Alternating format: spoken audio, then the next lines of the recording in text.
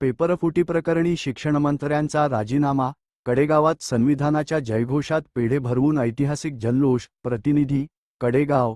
अजित वायदंडे. नवी दिल्लीतील जंतर मंतरवर सोनम वांगचूक आणि अभिजित दीपके यांनी नीट पेपरफुटीविरोधात छेडलेल्या संघर्षाला अखेर मोठे यश आले आहे. या आंदोलनाच्या समर्थनात संपूर्ण महाराष्ट्रात व देशभरात विविध सामाजिक संघटना, पक्ष आणि समविचारी घटकांनी पाठिंबा दर्शवत वेगवेगळ्या स्वरूपाची आंदोलने केली होती. या सर्व आंदोलनांतून केंद्रीय शिक्षणमंत्री धर्मेंद्र प्रधान यांच्या राजीनाम्याची मागणी प्रामुख्याने लावून धरण्यात आली होती.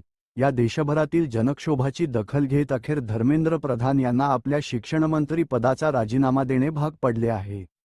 पेपरफुटीची नैतिक जबाबदारी स्वीकारून त्यांनी दिलेल्या या राजीनाम्याचे कडेगावात शिव, फुले, शाहू आंबेडकर चळवळीच्या वतीने व सर्व सामाजिक पक्ष, संघटनांच्या वतीने अभूतपूर्व उत्साहात स्वागत करण्यात आले. हा लढा म्हणजे विद्यार्थी ताकदीची चुणूक आणि देशभरातील आंदोलकांचे यश असून खऱ्या अर्थाने हा संविधानाचा आणि लोकशाहीचा विजय आहे. या ऐतिहासिक निर्णयाचा जल्लोष साजरा करण्यासाठी कडेगाव तालुक्यातील सर्व सामाजिक पक्ष व संघटनांचे प्रमुख पदाधिकारी स्थानिक बाबासाहेब आंबेडकर चौकात एकत्र आले. चौकातील स्तंभास शेतकरी संघटनेचे तालुका अध्यक्ष परशुराम माळी यांच्या हस्ते पुष्पहार अर्पण करून अभिवादन करण्यात आले.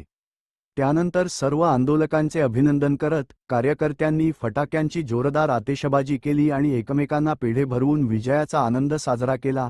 जय संविधान, जय लोकशाही आणि सोनम वांगचूक, अभिजित दीपके तुम आगे बढ़ो, हम तुम्हारे साथ हई अशा कडकडणाऱ्या घोषणांनी कडेगावचा परिसर दुमदुमून गेला होता.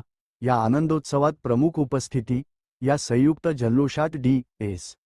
देशमुख, परशुराम माळी, महादेव होवाळ, शिवलिंग सोनवणे, जीवन करकटे, विजय माळी, रुपेश कांबळे, आकाश वाघमारे, संकेत कांबळे, अजित वायदंडे, अजित पाटोळे, सिद्धार्थ माने, हनुमंत मंडले, दत्तात्रय पवार, अर्जुन सकट, जितेंद्र सोरटे, सुप्रीम कांबळे, आदर्श होवाळ, सुमित होवाळ, प्रवीण करडे यांच्यासह विविध विचारमंचांचे प्रमुख पदाधिकारी आणि कार्यकर्ते मोठ्या संख्येने सहभागी झाले होते.